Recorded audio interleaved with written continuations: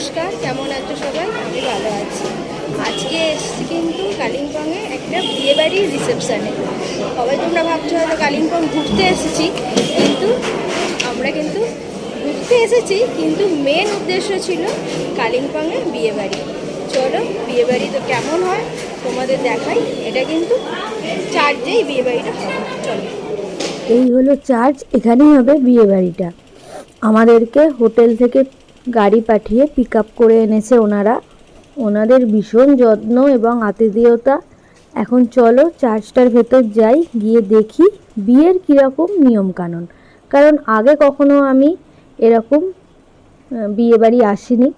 একটা নতুন অভিজ্ঞতা। চলো ভিতরে যাওয়া যাক। এই হলো গাড়ি পার্কিংয়ের জায়গাটা, নিচটা, আর আমরা এই চার্চের ওপরে।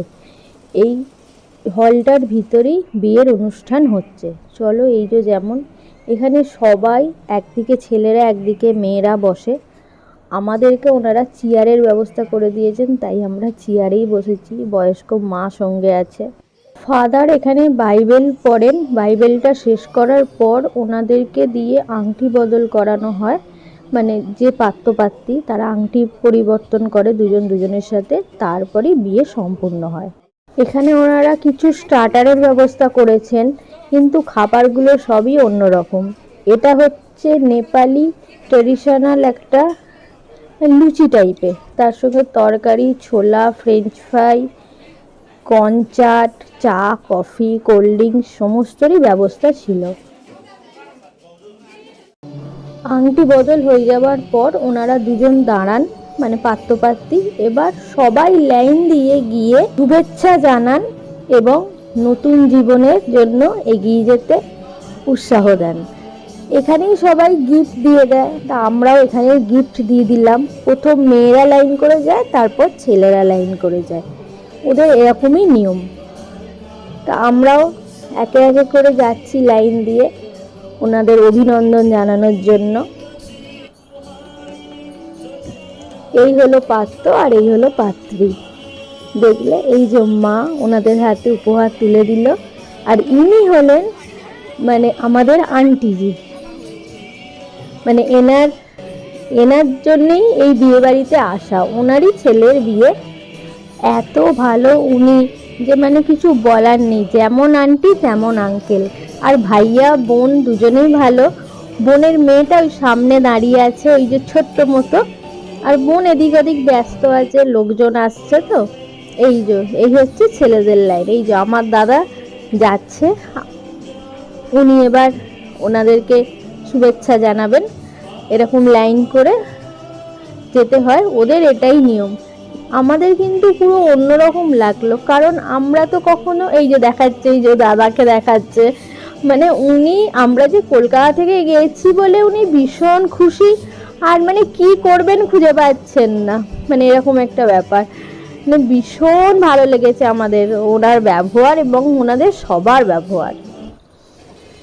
এই যে এখানে যেমন বর বউ যাচ্ছে এবার রিসেপশন যেখানে করা হয়েছে সেই জায়গাটায়। এই যে পাশে যে বড় বিল্ডিংটা, এখানেই হচ্ছে খাওয়া দাওয়া এবং রিসেপশন। কারণ যেহেতু ননভেজ খাবার দাবার, তাই জন্য চার্চে কোনো ব্যবস্থা নেই। চার্চের অপোজিটে বিল্ডিংয়ে তার ব্যবস্থা। এই যে রিসেপশনটা এইরকমভাবে সাজিয়েছিল, তাই ওদের একটু ফটো তুলে আনলাম। চলো এবার দেখি কি খাওয়া দাওয়া আছে। মানে এটা হচ্ছে লাঞ্চ, ওনাদের সকালেই অনুষ্ঠান, খাওয়া দাওয়া সব কিছু হয়ে যায়। সবই খাবার নতুনত্ব। আগে যেমন দেখলে করলা ফ্রাই, এটা একটা নুডলস টাইপের। এটা মশালা পনির, এটা একটা শাকের আইটেম। তার পাশে আছে প্রক ফ্রাই, তার পাশে আছে ফিশ ফ্রাই ছোট ছোট, তার পাশে আছে চিকেন কারি। দাঁড়াও তোমাদের একটা একটা করে দেখাচ্ছি। যেটা ফিশ, তার পাশে আছে চিকেন। এই যে এটা এক ধরনের চাটনি, এটাও এক ধরনের চাটনি, এটা মিষ্টি। চলো আমরা টুকটাক খাওয়া দাওয়া করি, করে আবার তোমাদের সাথে কথা বলছি। প্রতিটা খাবারই ভীষণ ভালো ছিল, ভীষণ টেস্টি। আর অনেকগুলো তো নতুন আইটেম তোমাদের দেখালাম। তবে এদিকে ছিল রাইস, পরোটা, সাদা ভাত, ওগুলো দেখাতে পারিনি, ভিড় ছিল বলে। এখন একটু ফাঁকা হয়ে গেছে, তাই ঘুরে দেখাচ্ছি। চলো, খাওয়া দাওয়া তো কমপ্লিট। আমরা হোটেলে যাব বলে বেরুচ্ছিলাম, কিন্তু কিছুতেই আমাদেরকে বেরোতে দেবে না, বলে দাঁড়াও আগে গাড়ি আসবে তারপর তোমরা নিচে যাবে।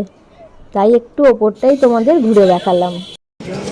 চলো, তোমাদের বলেছিলাম যে কালিম্পং শুধু ঘুরতে আসিনি, একটা অকেশানে এসেছিলাম। আজকে অকেশান শেষ, এখন গিয়ে আমরা হোটেলে যাব আর কালকে আমাদের ট্রেন। চলো, আবার কাল দেখা হচ্ছে।